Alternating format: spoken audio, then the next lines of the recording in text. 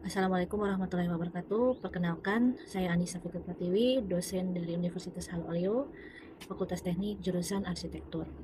Hari ini saya akan sedikit memberikan penjelasan atau tutorial mengenai aplikasi Watase Uwake.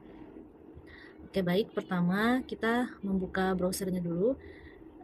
Saat ini saya menggunakan Google Chrome. Jadi kita pilih dulu Google Chrome-nya. Kemudian kita memasukkan alamat websitenya, yaitu wataseuwake.web.id. Ya, akan muncul tampilan seperti ini. Untuk pengguna baru, silakan melakukan registrasi di tombol register. Tapi saya sudah melakukan registrasi, sehingga saya tinggal login saja di tombol login di sudut kanan atas. Kita pilih, kemudian pilih email yang telah didaftarkan, kemudian klik lanjutkan. Ya, maka akan muncul tampilan seperti ini. Kemudian kita pilih menu Research Dev, klik tanda panah yang bagian kanannya, kemudian kita pilih Research Plan SLR.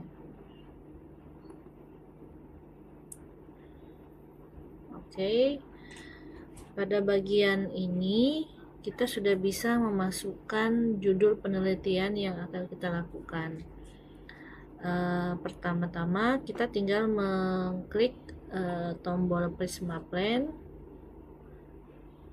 kemudian memasukkan judulnya pada area yang titik-titik ini. Kita tinggal klik, kemudian masukkan contohnya seperti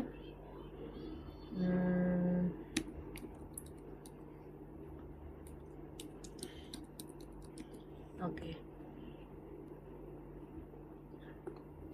Kita tinggal klik tanda checklist di sebelah kanannya, kemudian kita tinggal pilih review atau tombol hijau yang berada di sebelah kanan. Ya, jadi nanti akan muncul tampilan seperti ini. Pada bagian kiri ini ada terletak beberapa menu-menu atau tools yang bisa kita gunakan dalam analisis atau dalam mengekstraksi artikel-artikel yang telah terpilih. Dimulai dari Prisma, kemudian ada menu upload juga, menu extraction, kemudian menu classification, kemudian ada fitur web service AI, ada juga WNA hypothesis, kemudian ada research gap, kemudian ada meta analysis, kemudian yang terakhir ini ada visualization dan others. Nah, pertama-tama kita akan memasukkan kata kunci dari penelitian kita. Kita bisa memilih identification pada bagian menu Prisma. Tinggal diklik, kemudian kita mengklik keywordnya. Nah, pada bagian ini kita sudah bisa memasukkan kata kunci yang akan kita cari atau artikel-artikel yang terkait dengan penelitian yang akan kita cari. Contohnya di sini saya akan mencari tema penelitian tentang Green Street. Tinggal pilih, kemudian tanda checklist di sebelah kanan. Nah, kalau kita ingin memasukkan kata kunci ini pada abstrak artikel, atau kita bisa mengganti di sini menjadi yes. Kemudian pilih checklist. Nah, kemudian kita pilih tombol merah ini untuk mengambil artikel-artikel atau menampilkan artikel-artikel yang terkait dengan tema kata kunci ini.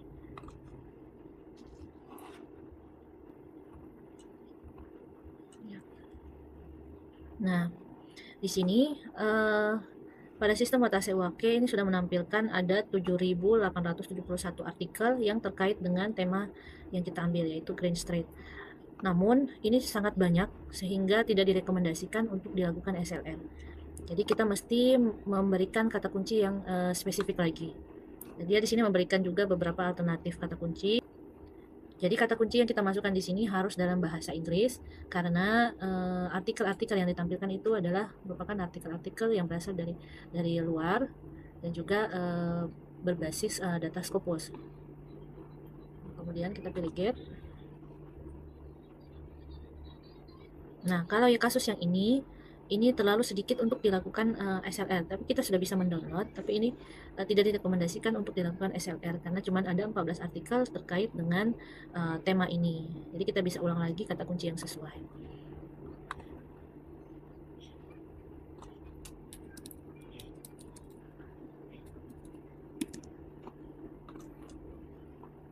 Oke, kita coba cari lagi. Nah, ketika semua tombol ini sudah berwarna hijau, berarti sudah bisa atau sudah direkomendasikan untuk dilakukan SLR. Di sini ada 130 artikel yang terkait dengan kata kunci yang kita berikan. Jadi kita tinggal mengklik Start Download Scopus Data.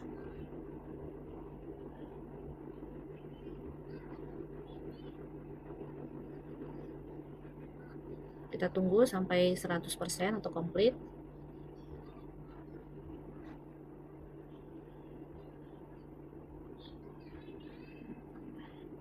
Oke, ini sudah selesai. Kita tinggal klik stop here. Nah, jadi sudah ada 62 artikel yang terkait dengan kata kunci yang kita berikan. Kita bisa melihat hasilnya atau tren dari kata kunci ini seperti apa. Jadi bisa dilihat pada grafik di sebelah kanan, ini trennya cukup meningkat ya, walaupun ada beberapa terjadi penurunan, tapi di tahun 2025 ini cukup banyak yang meneliti.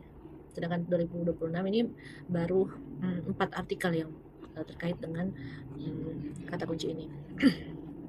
Nah, selanjutnya setelah kita memilih atau memasukkan kata kunci, kita juga bisa menyeting tahun artikel.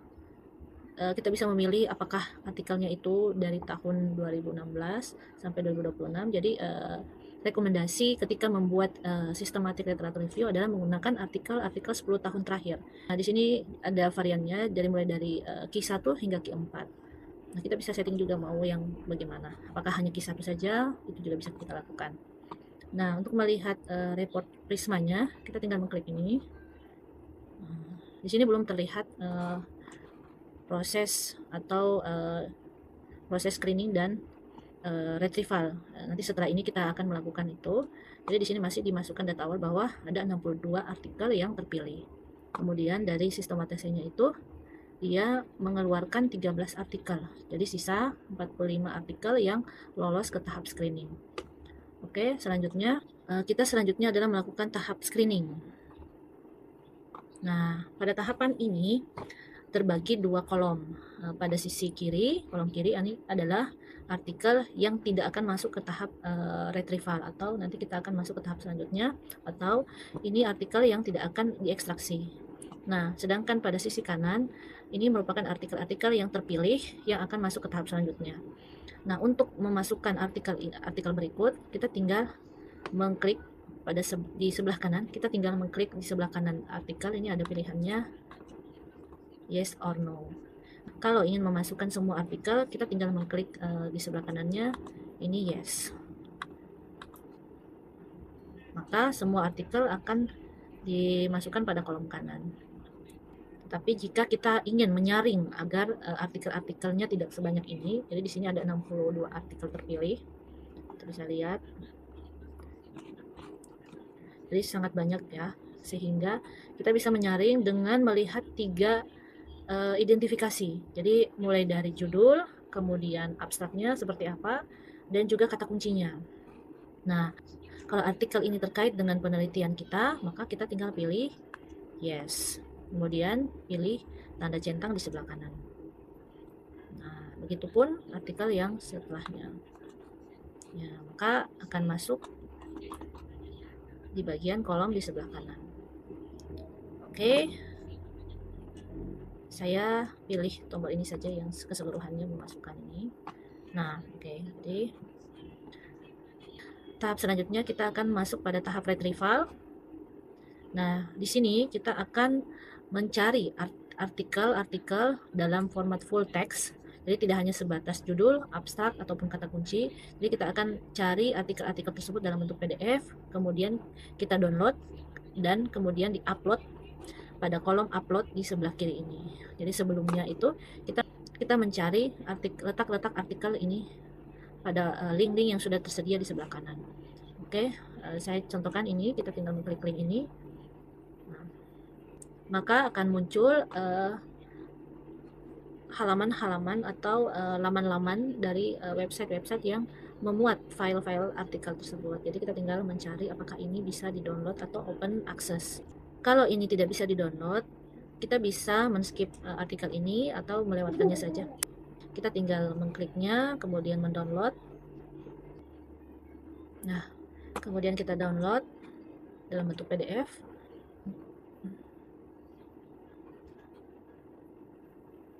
Lalu kita kembali ke websitenya. Kemudian yang kita akan lakukan adalah memasukkan kembali PDF yang sudah kita download tersebut. Tinggal klik upload.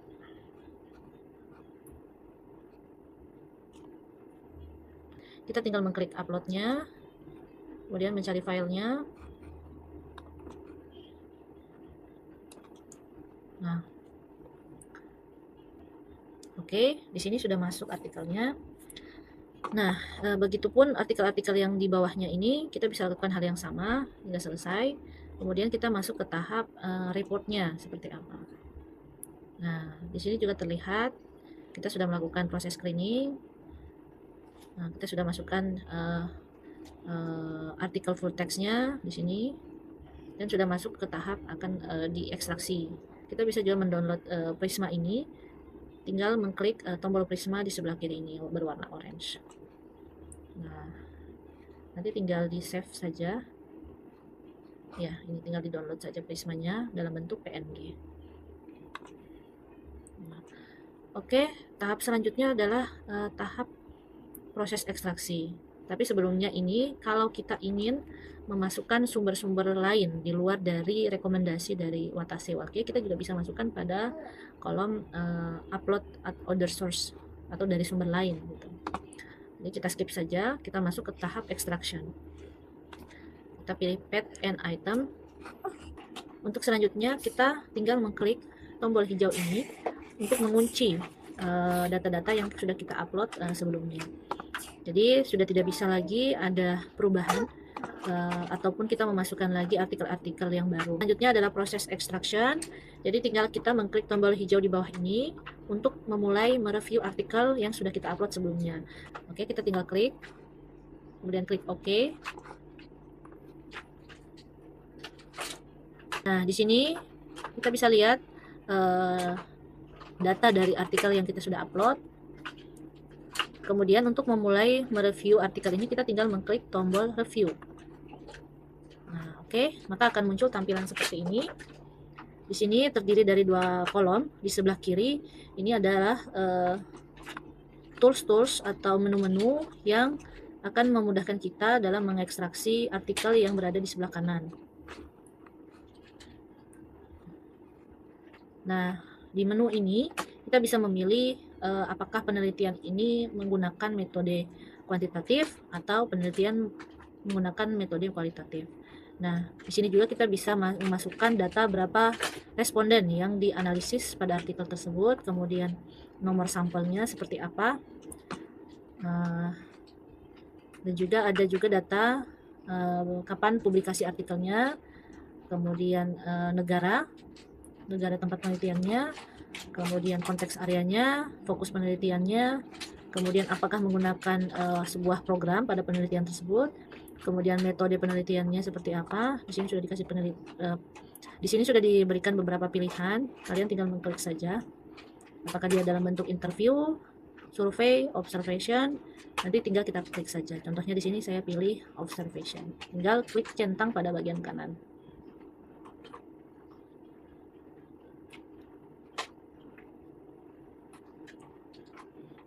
Nah, ada juga menu data collection, kemudian metode analisis, apakah menggunakan software, kemudian research design-nya, novelty, batasan atau batasan penelitian, kemudian rekomendasi untuk penelitian kedepannya seperti apa, dan juga ada beberapa kategori yang bisa kita berikan atau kita klasifikasikan pada artikel ini.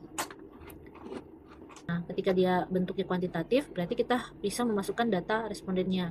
Data responden di sini bisa dalam bentuk umur, jenis kelamin, kemudian atau kategori yang lain. Nah, di sini juga ada terdapat number sampel. Jadi jumlah sampel yang diteliti pada penelitian ini kita bisa masukkan di sini. Kemudian contohnya ini saya masukkan research design-nya kuantitatif. Kemudian kita tinggal pilih centang. Nah, maka akan terpilih kuantitatif. Untuk pada bagian ini kategori 1, kategori 2 dan teori. Untuk pada bagian kategori 1 dan kategori 2 ini kita bisa lakukan klasifikasi untuk memasukkan artikel ini ke dalam kategori apa. Jadi ini balik lagi kepada pengetahuan si peneliti. Bagaimana caranya dia memilah antara artikel-artikel untuk diklasifikasikan. Nah, di sini ada juga teori, jadi kita bisa memasukkan teori apa yang digunakan pada penelitiannya. Oke. Ya, jika tidak terdapat atau tidak ada informasi mengenai, contohnya ini mengenai negara yang diteliti atau penelitiannya ini cukup universal, maka area ini cukup dikosongkan saja. Nah, ketika kita sudah selesai mengekstraksi, kita tinggal, ini akan tersimpan secara otomatis, kita tinggal klik close. Nah, maka ini untuk yang menu add an item, di sini adalah proses ekstraksi yang bertujuan untuk menemukan variabel-variabel penelitian. Nah, selanjutnya di sini ada menu AI extraction. Ini untuk khusus untuk akun kontributor. Jadi hanya akun-akun yang berbayar yang bisa memakai tools ini. Oke, pada menu AI extraction kita bisa melakukan tahapan ekstraksi ini menjadi lebih mudah. Kita bisa memasukkan saja from dari sistem Watase, kemudian kita memasukkan PDF, kita copy, kita download PDF-nya, kita buka ChatGPT,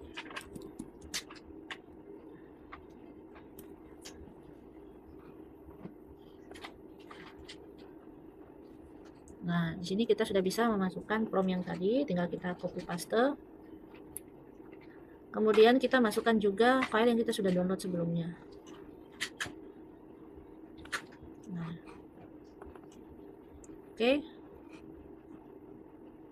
Nah, kemudian kita tinggal mengcopy hasil dari ChatGPT ke dalam. Nah, oke. Kalau sudah di copy dalam kolom ChatGPT, maka akan muncul tampilan seperti ini. Dia akan secara otomatis memasukkan data-data informasi terkait dengan artikel yang sudah kita ekstraksi. Nanti kita tinggal close saja. Selain kita dapat mengekstraksi dari artikel ini, kita juga bisa memasukkan datanya ke dalam kolom upload text ini. Jadi kita tinggal mengklik, kita tinggal pilih, kemudian kita masukkan data yang tadi. Nah, dan dia akan juga memasukkan atau melist hasil-hasil dari ChatGPT yang kita sudah kerjakan sebelumnya. Nah, selanjutnya kita langsung masuk ke tahap classification. Nah, di sini kalian bisa mengatur kategori-kategori untuk memudahkan mengklasifikasikan artikel-artikel kalian. Contohnya di sini saya akan memasukkan kategori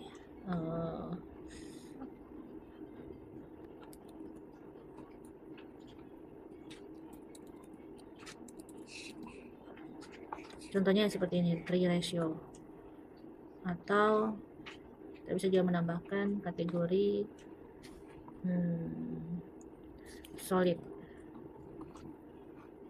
Kita juga bisa menambahkan lagi. Nah, oke, jadi contohnya seperti ini. Kemudian kita masuk ke artikelnya. Nah, di sini kita akan mengekstraksi kembali dan mengklasifikasikannya. Jadi contohnya ini kita tinggal mengklik tombol biru di sebelah kanan. Nah, di sini kita bisa juga memasukkan data-datanya dari negara, konteks area, dan lain-lain. Untuk kategori kita sudah bisa memasukkan setup yang sudah kita lakukan sebelumnya. Jadi saya coba masukkan ini void. Nah, atau ini negara Cina. Dan kita masukkan data-data yang lainnya.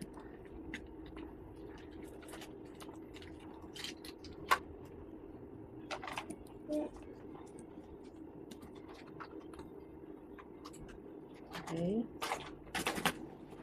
Oke, sudah. Kita tinggal klik close. Ya, maka akan muncul data-data yang sudah kita masukkan di sini.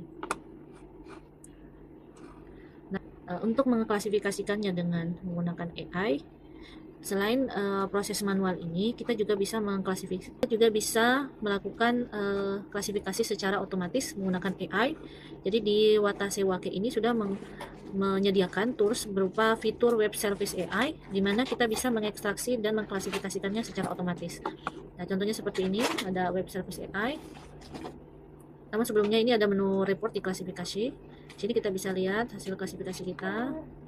Jadi akan muncul ya, kita tinggal klik ini saja, jadi akan muncul tabel-tabel yang memuat informasi mengenai data pada bagian kolomnya seperti apa, dan juga data pada bagian barisnya seperti apa. Contohnya pada bagian ini kita bisa mengatur untuk bagian row-nya atau barisnya saya mau masukkan country. Nah, sedangkan pada bagian kolom saya akan masukkan kategori 1. Nah, maka akan muncul data reportnya dalam bentuk tabel seperti ini. Oke. Selanjutnya kita langsung ke menu fitur web service AI.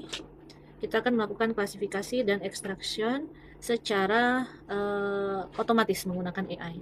Jadi tahap awal dari tahap extraction, kita harus generate dulu teks dari PDF artikel yang sudah kita download. Kita tinggal pilih generate. Oke, sudah selesai. Nah, maka akan muncul jumlah teks di sebelah kanan dari penulis artikel. Nah, kemudian pada bagian ini juga sudah muncul gambar seperti laptop atau layar. Nah, jadi kita tinggal mengklik tombol ini. Nah, di sini terdapat dua jenis extraction, yaitu novelty extraction dan juga manual AI extraction. Ketika kita mengklik novelty extraction, maka akan secara otomatis diekstraksi. Contohnya seperti ini.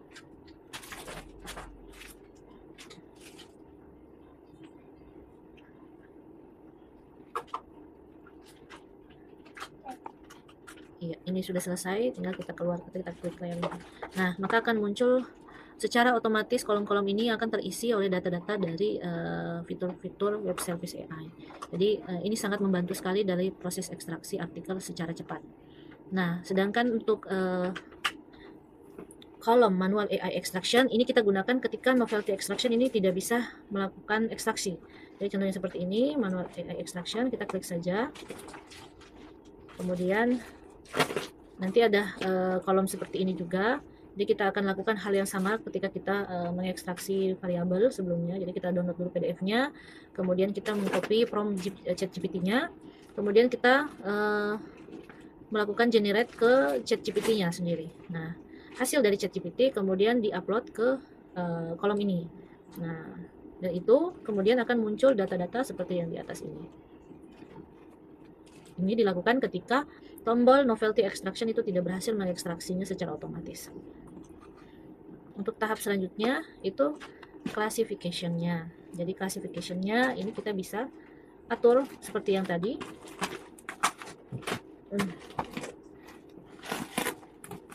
Jadi kalau di sini kan saya sudah mengubah jadi kategori void ya.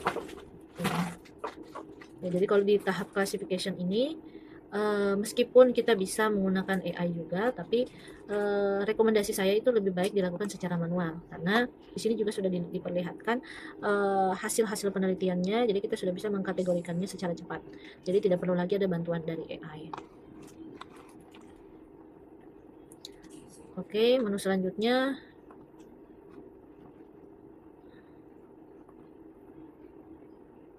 merupakan fitur-fitur web service AI dalam bentuk report. Jadi kita sudah bisa melihat data-data penelitian yang kita review dalam bentuk tabel. Ya. Selanjutnya kita masuk ke tahap